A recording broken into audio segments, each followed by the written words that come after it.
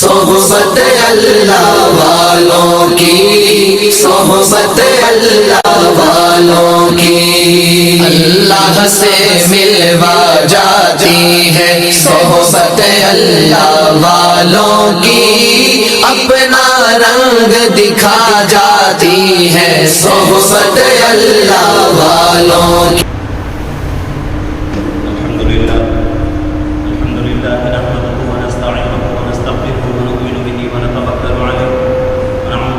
من شرور انفسنا ومن سيئات اعمالنا من يهده الله فلا مضل له ومن يضلل فلا هادي له ونشهد ان لا اله الا الله وحده لا شريك له ونشهد ان سيدنا وسندنا وحبيبنا ونبينا ومولانا محمدا عبده ورسوله وصلى الله عليه وعلى اله واصحابه وبارك وسلم تسليما كثيرا كثيرا اما بعد فاعوذ بالله من الشيطان الرجيم بسم الله الرحمن الرحيم قل اللهم مالك الملك تؤتي الملك من تشاء وتنزع الملك ممن تشاء وتعز من تشاء وتذل من تشاء بيدك الخير انك على كل شيء قدير تولج الليل في النهار وتولج النهار في الليل وتخرج الحي من الميت وتخرج الميت من الحي وترزق من تشاء بغير حساب صدق الله العظيم وصدق رسوله النبي الكريم ونحن على ذلك لمن الشاهدين والشاكرين والحمد لله رب العالمين۔ الحمدللہ ہماری تفسیر کا سلسلہ چل رہا ہے۔ گزشتہ مجلس میں جن آیتوں کی تفسیر ہوئی تھی اس میں یہود و نصارہ کا ایک غلط عقیدہ اس کے بارے میں بتایا گیا تھا، اور آج جو ہے آج کی مجلس کے لیے میں نے 2 آیتوں کا انتخاب کیا ہے، اور ان 2 آیتوں میں اہل نجران کا ایک وفد، ایک جماعت اللہ کے نبی صلی اللہ علیہ وسلم کی خدمت میں آئی تھی۔ اس میں ایک بڑا پادری تھا عیسائی کا، اس کا نام ابو حارثہ بن علقمہ۔ اس وفد کے بارے میں، اس جماعت کے بارے میں تقریباً 3 یا 4 مجلس سے پہلے تفسیر میں تذکرہ ہوا تھا، تو اس وفد کے تعلق سے آج جو ہے کچھ باتیں ہمارے سامنے آئیں گی۔ تو پہلے آیت کا ترجمہ سن لیں۔ قل اللہم مالک الملک تؤتی الملک من تشاء وتنزع الملک ممن تشاء۔ اے محمد صلی اللہ علیہ وسلم، آپ اللہ تعالیٰ سے یوں کہیے کہ اے اللہ مالک تمام ملک کے، آپ مالک جس کو چاہیں دے دیتے ہیں، آپ ملک جس کو چاہیں دے دیتے ہیں اور جس سے چاہیں ملک لے لیتے ہیں۔ وتعز من تشاء وتذل من تشاء، اور جس کو چاہیں غالب کر دیتے ہیں یعنی عزت دیتے ہیں، اور جس کو چاہتے ہیں پست کر دیتے ہیں یعنی ذلیل کر دیتے ہیں۔ بیدک الخیر، آپ ہی کے اختیار میں ہر بھلائی ہے۔ انک علی کل شیء قدیر، بے شک اللہ رب العزت ہر چیز پر قدرت رکھنے والے ہیں۔ یہ آج کی پہلی آیت کا ترجمہ۔ اس آیت مبارکہ میں اللہ رب العزت جو ہے اللہ کے نبی پاک صلی اللہ علیہ وسلم کو دعا کرنے کا طریقہ سکھا رہے ہیں کہ اے نبی صلی اللہ علیہ وسلم، جب آپ دعا کے لیے ہاتھ اٹھائیں تو ان الفاظ کے ساتھ دعا کیجیے۔ قل، کہیے، اللہم، اے اللہ، مالک الملک، تو ہی تمام جہانوں کا مالک ہے، تو ہی تمام جو ہے بادشاہوں کا بادشاہ ہے، تو ہی خداؤں کا خدا ہے، اس سے بڑا کوئی خدا نہیں ہے، اس سے بڑا کوئی مالک نہیں ہے، اس سے بڑا کوئی معبود نہیں ہے۔ تو تل ملک من تشاء، اور جس کو تو چاہتا ہے اس کو جو ہے کیا دیتا ہے؟ ملک دیتا ہے۔ جس کو تو چاہتا ہے اس کو کیا کرتا ہے؟ مرتبہ دیتا ہے، اور جس کو تو چاہتا ہے اس کو اس سے ملک چھین لیتا ہے، حکومت چھین لیتا ہے۔ حکومت کا دینا اور حکومت کا چھیننا یہ کس کے ہاتھ میں ہے؟ اللہ کے ہاتھ میں ہے۔ اللہ جس کو چاہے عزت، جس کو چاہے بادشاہت دے، جس کو چاہے جو ہے اللہ بادشاہت اس سے چھین لے۔ اور اللہ کا ایک قانون ہے، اللہ کا ایک ضابطہ ہے کہ اسی ضابطے، اسی قانون کے اوپر اللہ رب العزت جو ہے کائنات اور کائنات کے نظام کو چلاتے ہیں۔ اور اللہ رب العزت تاریخ اٹھا کر دیکھے تو ہمیں معلوم ہوگی بات کہ اللہ رب العزت نے پیچھے زندگی کے اندر اور پیچھے تاریخ میں مسلمانوں کو بھی اللہ نے ملک عطا فرمایا، مسلمانوں کو بھی حکومت عطا فرمائی، اور غیروں کو بھی اللہ نے حکومت عطا فرمائی۔ اور یہ حکومت اللہ رب العزت جس کو چاہتے ہیں اس کو عطا کرتے ہیں، لیکن حکومت کا حقدار کون ہے؟ حکومت کا سب سے زیادہ حقدار کائنات میں اگر کوئی ہے تو وہ صرف مسلمان ہے۔ کیوں ہے؟ اس لیے کہ مسلمان انصاف کرنے والا ہے۔ مسلمان کے اندر یہ صفت رہتی ہے کہ مسلمان جو ہے سب کے ساتھ بھلائی کا معاملہ کرتا ہے، انصاف کا معاملہ کرتا ہے۔ جب مسلمانوں کے اندر بگاڑ آ جاتا ہے، مسلمان جو ہے اللہ کو بھول کر زندگی گزارنے لگتے ہیں، تو پھر اللہ رب العزت جو ہے مسلمانوں سے حکومت چھین لیتے ہیں اور غیروں کے ہاتھ میں دے دیتے ہیں۔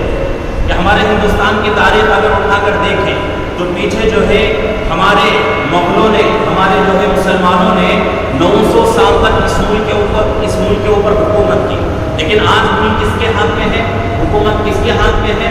ایسے لوگوں کے ہاتھ میں ہے جو اللہ کے نافرمان، اللہ کے مشرک، اللہ کو ایک نہیں جاننے والے اور اللہ کے بارے میں غلط خیال رکھنے والے، غلط عقائد رکھنے والے اور لوگوں کے اوپر ظلم کرنے والے، لوگوں کو ستانے والے، انہی لوگوں کے ہاتھ میں ملک ہے، انہی لوگوں کے ہاتھ میں حکومت ہے۔ تو یہ حکومت ایسا بھی نہیں کہ صرف اللہ جو ہے مسلمانوں کو بھی دیتے رہے، ایسا بھی نہیں ہے، بلکہ اللہ رب العزت مسلمانوں کو بھی دیں گے۔ اگر مسلمان بگڑ جائے تو مسلمان کو سدھارنے کے لیے اللہ رب العزت جو ہے حکومت اللہ رب العزت کسی اور قوم کو دے دیں گے۔ جیسا کہ اس سے پہلے جو ہے تفسیر میں تقریباً بہت پہلے یہ بات گزری تھی کہ اللہ رب العزت نے پوری دنیا کے اندر 3 ایسے بادشاہوں کو بھیجا ہے، 3 انسانوں کو، 3 لوگوں کو اللہ نے پورے جو ہے پورے ملک کی، پوری دنیا کی حکومت عطا فرمائی۔ اس میں سے 2 مسلمان تھے، ایک غیر مسلم تھا۔ اس کے پہلے بہت پہلے جو ہے اس کے بارے میں تفسیر میں گزر چکا تھا۔ مسلمانوں میں سے ایک حضرت سلیمان علیہ السلام اور ایک ذوالقرنین بادشاہ، جن کا جو ہے ذکر 15ویں پارے میں آئے گا۔ تو یہ جو ہے دونوں مسلمان تھے، دونوں کو اللہ رب العزت نے ایسی حکومت عطا فرمائی تھی۔ حضرت سلیمان علیہ السلام کی حکومت کے بارے میں ہم سب جانتے ہیں کہ حضرت سلیمان علیہ السلام کی حکومت کیسی تھی؟ انسانوں سے بڑھ کر جناتوں کے اوپر، زمین کی مخلوقات سے بڑھ کر آسمانوں میں اڑنے والے پرندوں کے اوپر ان کی حکومت چلتی تھی، ہواؤں کے اوپر ان کی حکومت چلتی تھی۔ تو ایسی حکومت اللہ رب العزت نے حضرت سلیمان علیہ السلام کو عطا فرمائی ہے۔ تفسیروں میں لکھا ہوا ہے، مفسرین فرماتے ہیں کہ پوری دنیا میں ایک ایسے بادشاہ، ایک ایسے جو ہے حکومت کرنے والے سلیمان علیہ السلام ہیں، آپ سے بڑھ کر اللہ نے کسی اور کو اتنی بڑی حکومت عطا نہیں فرمائی۔ حکومت تھی بہت سارے لوگوں کے پاس، فرعون کے پاس بھی حکومت تھی، اور اسی طریقے سے شداد، قارون، یہ تمام جو ہے حکومت کرنے والے، اور ان کے ہاتھ میں جو ہے حکومت تھی، لیکن اللہ رب العزت نے کیا کیا؟ ان کے جو ہے عقائد کو دیکھ کر، ان کے طور طریقوں کو دیکھ کر، ان کے جو ہے اللہ کے تعلق سے غلط عقائد کو دیکھ کر ان لوگوں کے اندر جو ہے سدھار کی کوئی جو ہے امید نہیں ہے، یہ لوگ سدھرنے والے نہیں ہیں، اس لیے اللہ رب العزت نے کیا کر دیا؟ ان کی حکومت کو ختم کر دیا۔ جیسا کہ ہمارے ہندوستان کے اوپر 900 سال تک مسلمانوں نے حکومت کی، جب مسلمانوں کے عقائد بگڑے، مسلمانوں کے اعمال بگڑے، تو اللہ نے کیا کر دیا؟ 900 سال حکومت کرنے والے مسلمان، ان سے جو ہے حکومت چھین کر اللہ نے دوسروں کے ہاتھ میں دی۔ تو یہ جو ہے اللہ کا ایک ضابطہ ہے، اللہ کا ایک قانون ہے، اللہ جس کو چاہتے ہیں حکومت دیتے ہیں۔ یہ انسانوں کے ہاتھ میں نہیں ہے، یہ انسانوں کے ہاتھ میں اللہ نے نہیں دی، بلکہ اللہ جسے چاہتے ہیں حکومت دیتے ہیں، جسے چاہتے ہیں اللہ رب العزت جس سے چاہتے ہیں حکومت چھین لیتے ہیں۔ غزوہ خندق کا موقع ہے، سن 5 ہجری میں یہ جو ہے غزوہ پیش آیا، تو مدینہ منورہ میں صحابہ تھے، اللہ کے رسول پاک صلی اللہ علیہ وسلم مدینہ منورہ میں تھے کہ خبر آئی کہ لوگ جو ہے مدینہ کے اوپر حملہ کرنے والے ہیں۔ تو صحابہ نے مشورہ کیا، اللہ کے رسول پاک صلی اللہ علیہ وسلم نے صحابہ سے مشورہ کیا کیا جائے؟ تو بہت جو ہے مشورے کے بعد یہ بات طے پائی کہ مدینے کے ارد گرد خندق کھود دی جائے، اور وہ خندق بہت ہی لمبی اور چوڑی تھی، بہت لمبی چوڑی، اور یہاں تک کہ محدثین فرماتے ہیں کہ 10 صحابہ کو اللہ رب العزت نے 40 زمین تقسیم کر دی تھی کہ 10 صحابہ مل کر 40 ہاتھ جو ہے 40 زمین جو ہے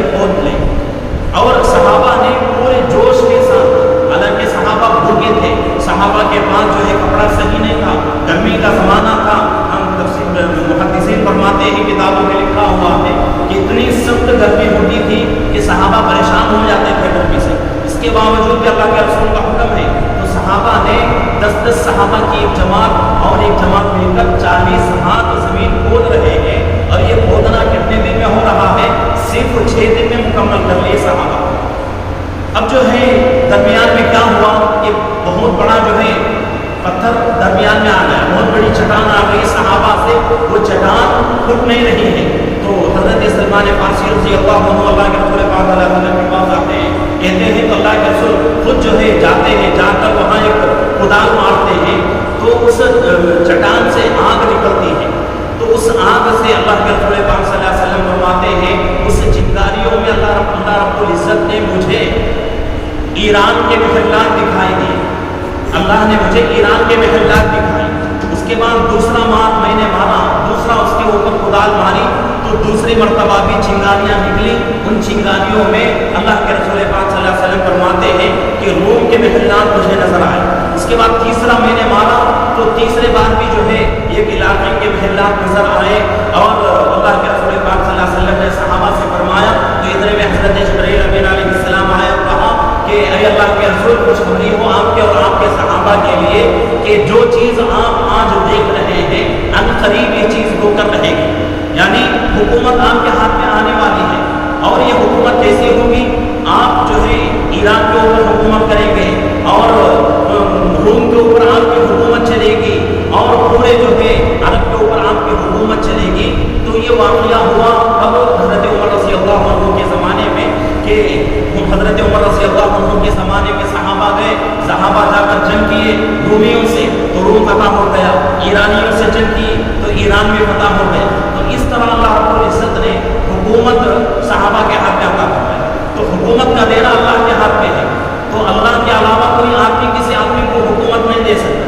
आज जो हुकूमत के लिए लोग लड़ रहे हैं, झगड़ रहे हैं कि मैं जो है बड़ा बन जाऊँ, मैं जो है हुकूमत का कारिंदा बन जाऊँ, मेरे हाथ में हुकूमत आ जाए, तो ये इंसानों से होने वाली चीज़ नहीं है। एक इंसान दूसरे इंसान को जो है हुकूमत में बिठा दे, तो ये अल्लाह की तरफ से फैसले होते हैं कि अल्लाह जिसको चाहते हैं हुकूमत अता फरमाते हैं, जिसको चाहते हैं जिससे चाहते हैं हुकूमत छीन लेते हैं।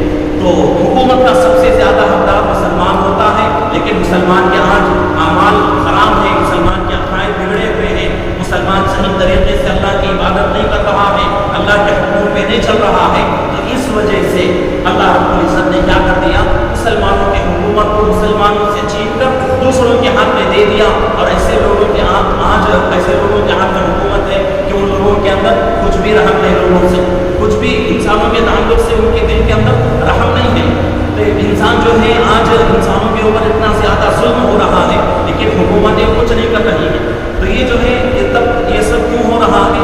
हमारे अमाल की बिगाड़ की वजह से। जब हमारे अमाल सुधर जाएंगे तो इंशाअल्लाह अल्लाह रब्बुल इज़्ज़त फिर जो है वो हुकूमत हमें अता फरमाएंगे। तो हुकूमत का देना और हुकूमत का छीनना अल्लाह के हाथ में है। और आगे अल्लाह फरमा रहे हैं वो तुइज़्ज़ु मन तशा व तुज़िल्लु मन तशा, इज़्ज़त का देना भी अल्लाह के हाथ में है, ज़िल्लत का देना भी अल्लाह के हाथ में है। आज जो है किसी आदमी की इज़्ज़त हो रही है दुनिया के अंदर, तो इंसान उसकी इज़्ज़त नहीं दे रहे, इंसान उसकी इज़्ज़त नहीं कर रहे हैं, बल्कि अल्लाह ने इंसानों के दिलों में उसकी मोहब्बत डाली तो उसकी इज़्ज़त हो रही है। अगर यही इंसान बिगड़ जाएगा तो फिर इन्हीं इंसानों के दिल में अल्लाह रब्बुल इज़्ज़त जो है इसकी ज़िल्लत डाल देंगे और यही लोग जो है उसकी इज़्ज़त नहीं करेंगे। तो इज़्ज़त का देना ज़िल्लत का देना भी अल्लाह के हाथ में है। आज लोग क्या समझते हैं, पैसा अगर आ गया तो मेरी इज़्ज़त हो जाएगी, खानदान अगर बड़ा रहा तो मेरी इज़्ज़त है, अगर मेरे पास और रहा ताकत रही तो मेरी इज़्ज़त हो जाएगी। इज़्ज़त इसके अंदर नहीं है, पैसों के अंदर इज़्ज़त नहीं, ताकत के अंदर, हुकूमत के अंदर और ख़ानदान बड़ा होने में इज़्ज़त नहीं है। अगर इज़्ज़त इसी में होती तो फ़िरऔन से बढ़कर कोई इज़्ज़त वाला नहीं होता दुनिया में, शद्दाद से बढ़कर कोई इज़्ज़त वाला नहीं होता, क़ारून से बढ़कर कोई इज़्ज़त वाला नहीं होता। क़ारून के बारे में हम सुनते हैं कि उसके पास कितना माल था, सिर्फ उसके ख़जाने की चाबियाँ 60-70 ऊँटों पर लेकर जाते थे, सिर्फ ख़जाने की चाबियाँ। जब चाबियाँ बड़े बड़े ऊँट लेकर जा रहे हैं उसका ख़जाना कितना है। लेकिन अल्लाह का कानून है कि क्या है अल्लाह का कानून कि इज़्ज़त जो है माल में अल्लाह ने नहीं रखा, पैसों में अल्लाह ने इज़्ज़त नहीं रखा, ख़ानदान में और ताकत के अंदर, हुकूमत के अंदर अल्लाह ने इज़्ज़त नहीं रखा है। इज़्ज़त किसके अंदर है? अल्लाह रब्बुल इज़्ज़त जिसको चाहते हैं उसी को इज़्ज़त मिलती है। और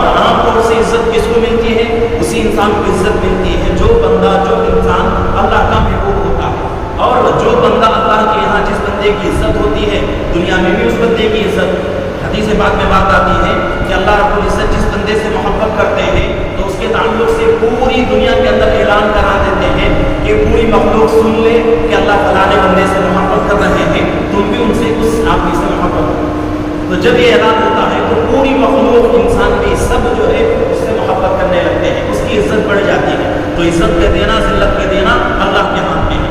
بیدک الخیر، اور ہر بھلائی اللہ کے ہاتھ میں، ہر اچھائی اللہ کے ہاتھ میں۔ انک علی کل شیء قدیر، بے شک اللہ رب العزت جو ہے ہر چیز پر قادر ہے، ہر چیز کی طاقت اللہ کے پاس ہے۔ اللہ جس طرح چاہے جیسا چاہے کر سکتے ہیں، ہر چیز کی طاقت اللہ کے پاس ہے۔ دوسری آیت تولج اللیل فی النہار وتولج النہار فی اللیل، یہاں اللہ رب العزت جو ہے اپنی صفت اور ایک صفت بیان کر رہے ہیں۔ اوپر جو ہے دو صفتیں اللہ نے بیان کی، کیا ہے؟ پہلی صفت اللہ جس کو چاہتے ہیں ملک دیتے ہیں، حکومت دیتے ہیں، جس سے چاہتے ہیں چھین لیتے ہیں۔ دوسری صفت اللہ کی کیا ہے؟ اللہ جس کو چاہتے ہیں عزت دیتے ہیں، جس کو چاہتے ہیں ذلیل کرتے ہیں۔ یہاں تیسری صفت اللہ بیان کر رہے ہیں کہ اللہ کتنے بڑے قدرت والے ہیں۔ تولج اللیل فی النہار، اللہ رب العزت جو ہے اتنی بڑی قدرت اللہ کی ہے کہ اللہ رب العزت دن کو رات سے نکالتے ہیں۔ وتولج اللیل فی وتولج النہار فی اللیل، اللہ رب العزت کی قدرت کیسی ہے کہ اللہ رب العزت دن سے رات کو نکالتے ہیں، رات سے دن کو نکالتے ہیں۔ اللہ رب العزت کو دن سے رات کو نکالنے میں مشقت کی ضرورت نہیں، مشقت اٹھانے کی اللہ کو ضرورت نہیں پڑتی۔